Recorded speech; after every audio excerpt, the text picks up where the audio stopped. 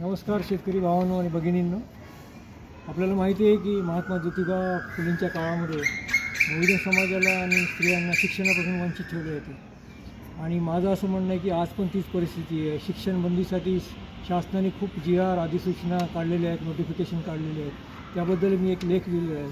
Particularly 9 February 2024ला सरकारने RTI कायदा जो आहे, शिक्षणाचा हक्क, त्याच्यावर ढवळाढवळ करून त्याच्यामध्ये अवैधानिक मोडतोड केलेली आहे. तर हा जो जी.आर आहे 9 फेब्रुवारी 2024चा, त्यामुळं बरेचसे 1 लाखाच्या वर विद्यार्थी दरवर्षी, गरीब विद्यार्थी, शेतकरी, कष्टकऱ्यांचे विद्यार्थी हे शिक्षणापासून वंचित राहणार आहेत. आणि ते खाजगी शाळांना मुभा दिलेली आहे की 25% तुम्ही दुसरीकडनं शाळा डोनेशन घेऊन भरा. तर याचा मी निषेध करतो शासनाचा आणि ह्या जी.आरची मी होळी करतो.